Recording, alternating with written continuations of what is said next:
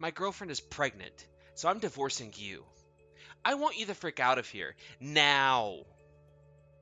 My husband said, and then he takes the hand of a woman I didn't recognize and thrusts divorce documents in my face.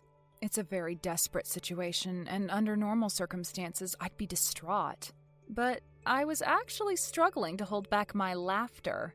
That's how ridiculous the situation was right now from my point of view. The reason was because he was going to hell, and I knew he was, so as a subtle hint, I said, "Don't come crying to my front door if you regret your decision, eh?" This is the story of how my husband's extremely hardcore spending habits and his condescension towards how I wanted to manage my own money eventually made our married life together pretty miserable, and how taking matters into my own hands got him the brutal backlash he deserved. My name is Gail, and I'm a 30-year-old housewife. My husband, Sonny, is a 35-year-old businessman. He used to work for Dad's company, by which I mean he worked for the company of which my dad was president. And in the beginning, he had a good professional reputation. Talk of such a man traveled rather quickly throughout the whole company, and the rumor eventually found its way to Dad's ears, and he was interested in matching me up with him as his daughter. At first, I was only willing to participate in the match because I knew Dad was worried about my future, as in there was concern that I would never marry and have children. I wanted Dad not to be worried about me, so I thought accepting his request to go along with the matchmaking was the best thing I could do. And, to my great surprise, I found myself interested in Sonny because he was sincere, earnest, good at getting around, and good at talking. He made a great impression on me even at our first meeting, and I saw a future with him. The reason why Dad was worried about me was because I was inherently not very sociable. But I wasn't always this way. A long time ago, I used to be a very talkative, oftentimes flirtatious woman, but that caused many a man to come clinging to me for simple reason that I was the daughter of a company president. My character changed over time because it was a way to sift out the men who came drooling to my father's money, and before I knew it, I had developed a strong sense of will and it just became a true part of me. Some good terms to describe me was cynical and critical of men. A ruder way to describe me was sassy and unattractive. That's precisely why I couldn't be very sociable on dates in general, and why Dad figured he should take action and find me a good man. And Sonny was different because I didn't feel like he was forcing himself on me. He told me after a few outings together, I like you for who you are, Miss Gale. That enabled me to let my guard down a little bit and be more open to him as a man whom I could maybe marry in the future. I wasn't good at letting myself be pampered by other people, but I thought I ought to make an effort for Sonny and began to show him more of my softer side. He understood I needed time to adjust, and thankfully everything went smoothly. Not just in my relationship with him, though. Because I had always tried to do everything myself, I couldn't ask for anyone for help, as it would go against my pride. But now that I could ask Sonny for help sometimes, I was able to gradually reevaluate my communication skills not only with him, but also with other people. Dad, who was very pleased with the change in his daughter, trusted Sonny and was very happy when we told him we started formally dating a few months after our first blind date. Sonny, my boy, I can trust you with my daughter. Take care of her, my man. Yes, sir. I promise to make Miss Gale happy.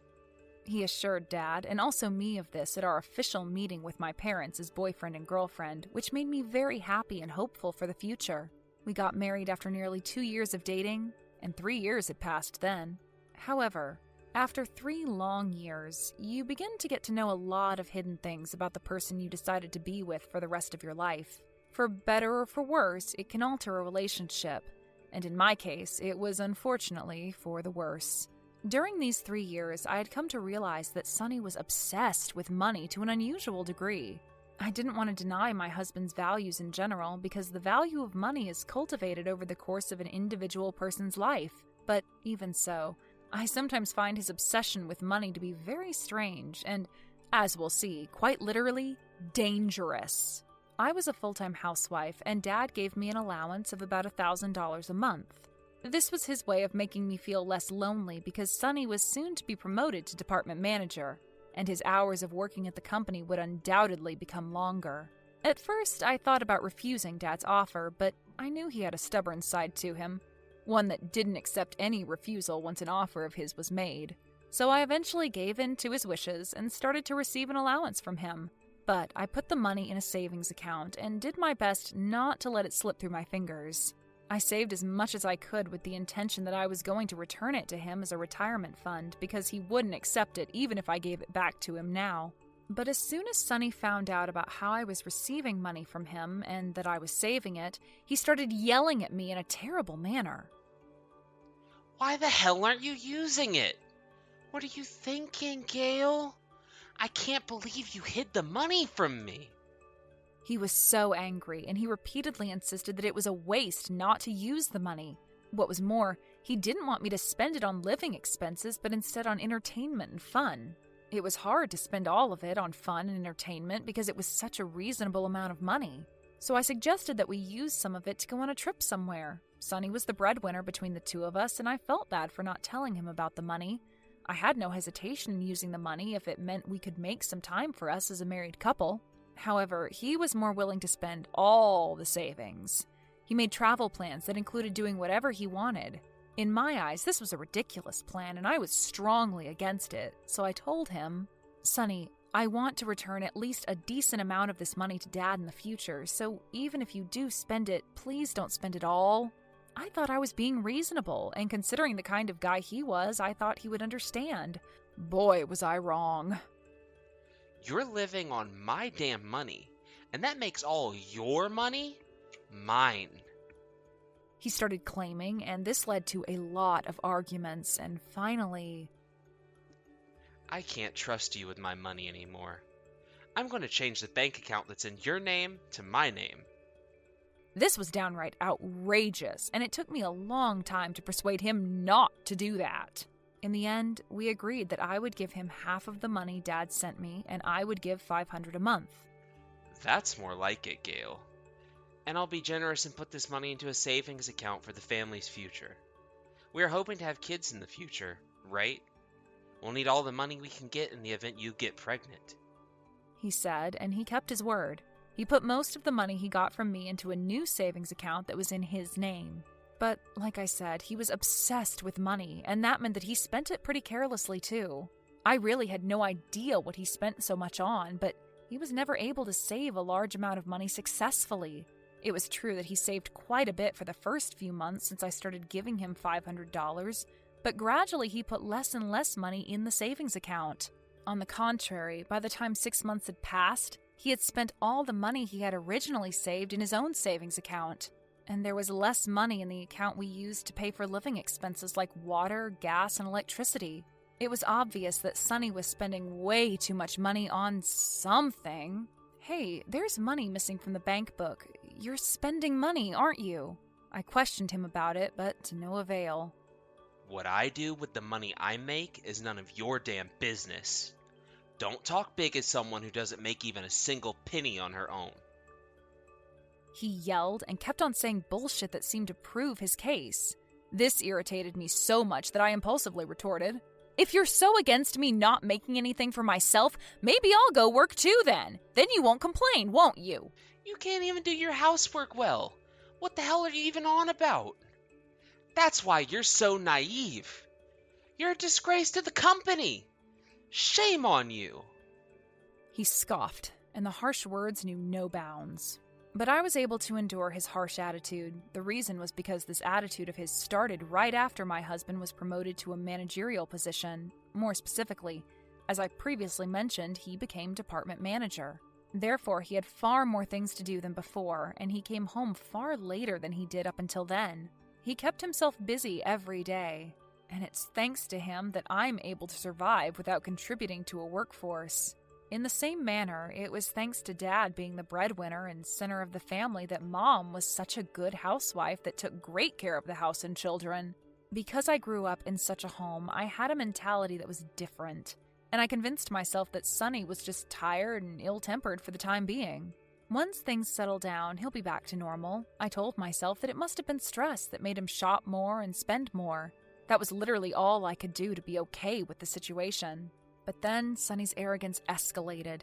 He sold all the books and other things he didn't need and turned them into money, and the number of things in his room became pathetically small. His room had essentially become a space that was perfect for solitary confinement.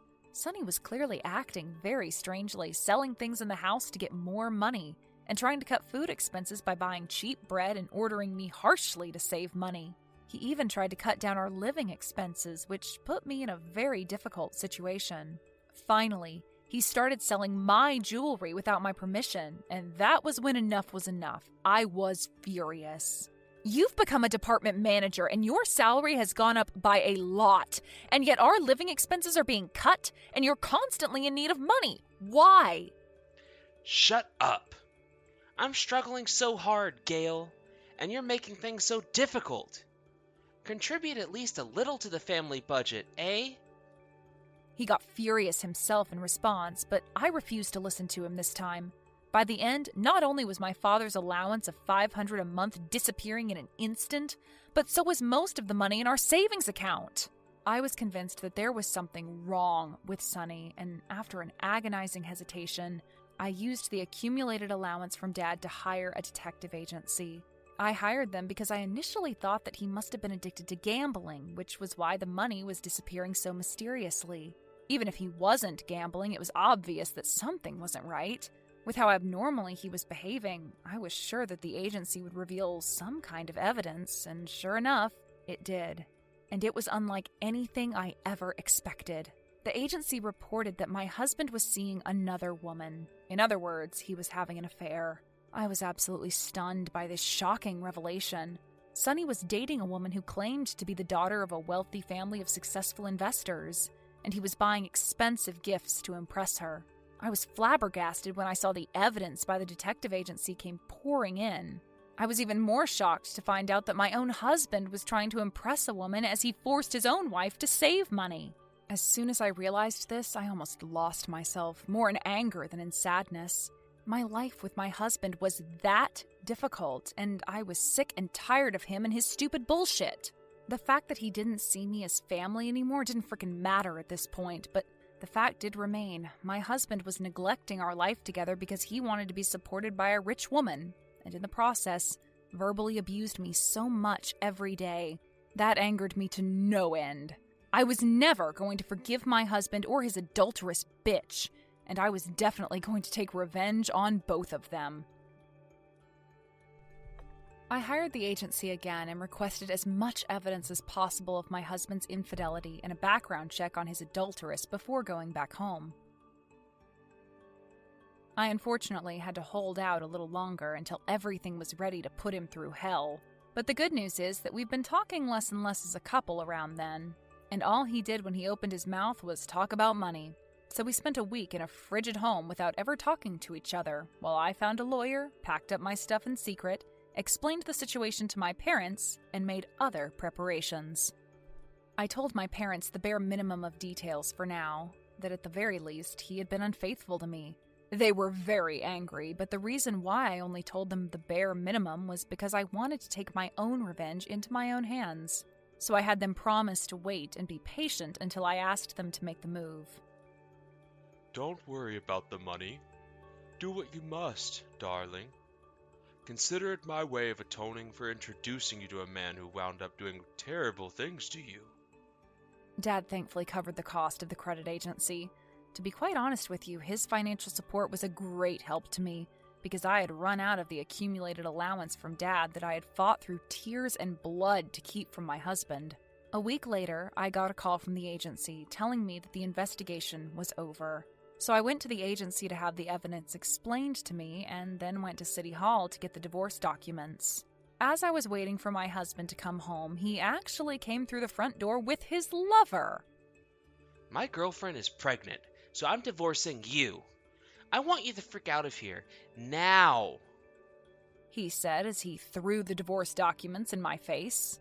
I'll be completely frank, I literally almost burst out laughing at the uncanny timing of his claim to divorce me, which by that point was not surprising in the slightest thanks to the evidence I had received from the agency.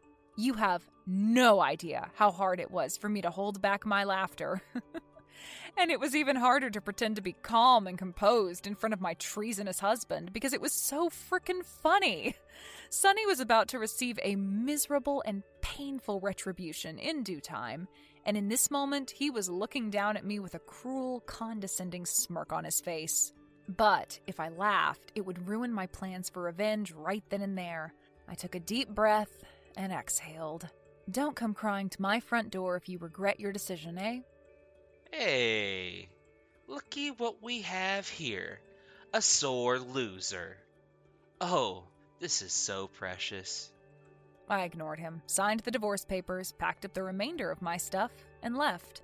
Sonny seemed to think he's going to get needed with his sudden and unexpected declaration of divorce, and he must have been so happy that I was leaving so easily. He was that overjoyed that he actually started making out with the adulteress even before I left the room. I'll take all my stuff from the house, he retorted. I don't need any of your fricking stuff. I told him that I would ask the movers to come and pick up my stuff later, and I went back to my parents' house with a few suitcases full of clothes, accessories, documents, and other important personal belongings. Once I got settled in at my parents', I showed them all the evidence of his affair that I had gotten that day, and Dad became furious once again. If you hadn't told me about the affair, I would have marched right up to his pathetic, stupid face and beaten him up. Also, we can't have a person who is such a huge disgrace to our family, an unfaithful, adulterous bastard, and an important position in our company, he said, and immediately began the arrangements for Sonny's demotion.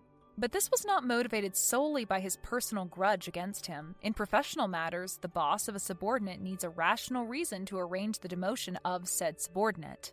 In other words, Dad couldn't use the newfound resentment he had for Sonny as solid grounds for demotion, as stupidly unreasonable as that sounds. And the fact that he was president was irrelevant. The board of stockholders were in charge of that.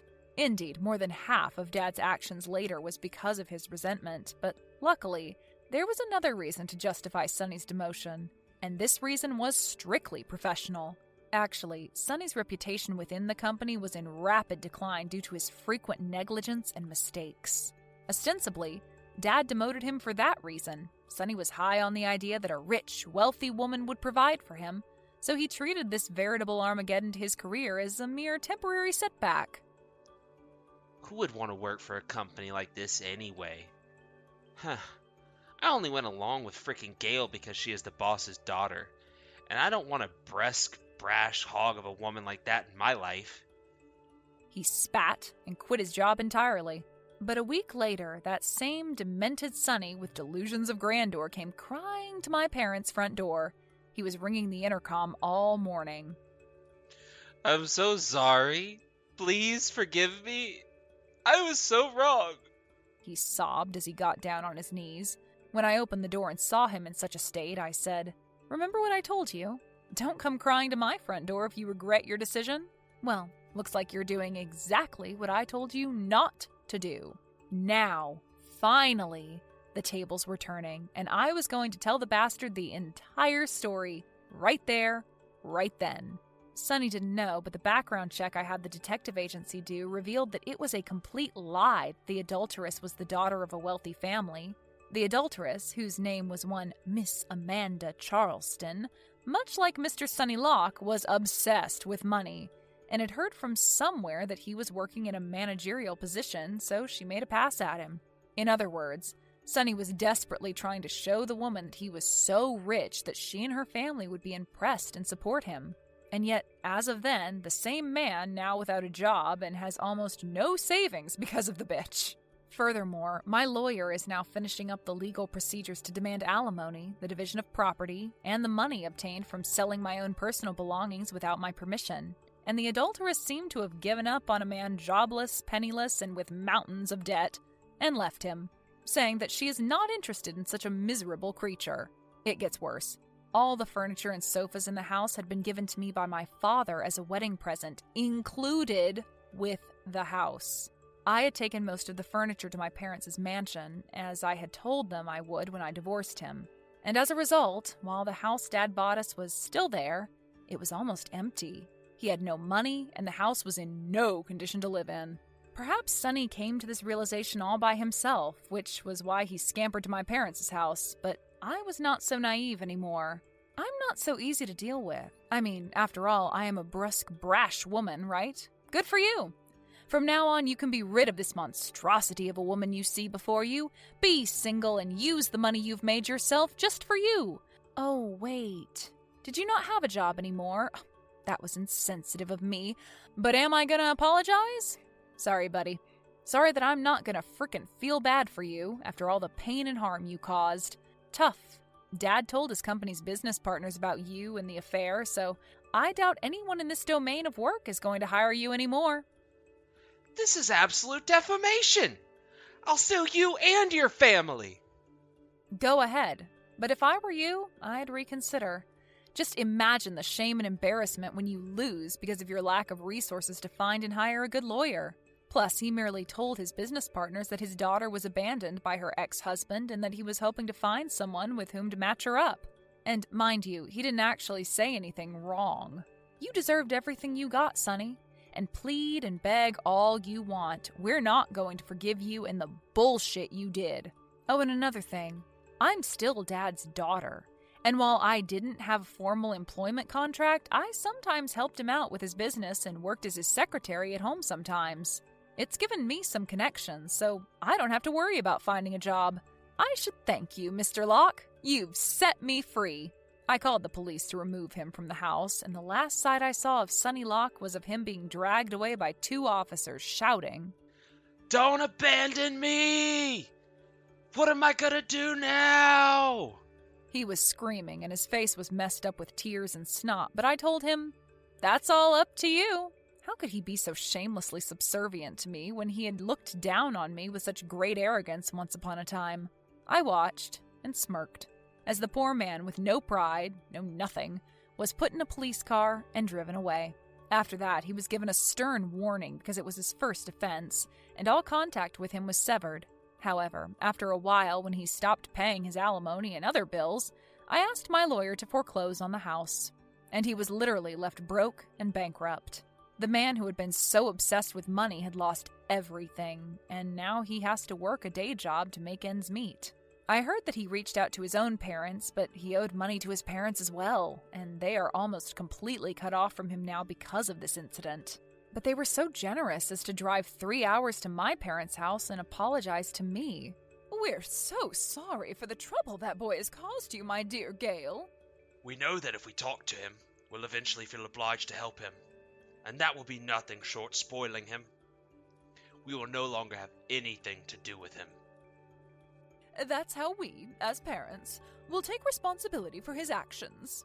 The sweet Mr. and Mrs. Locke seemed to be on the same page, and they both bowed deeply and even offered me money for compensation, which I politely declined. As for me, it's not that I don't want to get along with my in-laws, even if I divorced their son. But that doesn't mean I wanted to talk about money anymore. I was so sick of the word itself, let alone details. I would rather my ex-husband suffer and be lonely in this world with no one to rely on.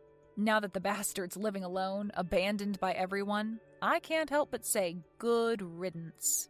My parents have told me that I didn't have to remarry if I didn't want to, and they suggested that I come back to live with them if I wanted to.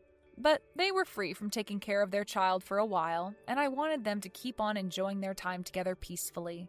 The last thing I wanted was to interfere with that. Besides, I do want to remarry. Of course, I thought I would never get married again right after the divorce, but I still felt lonely living alone.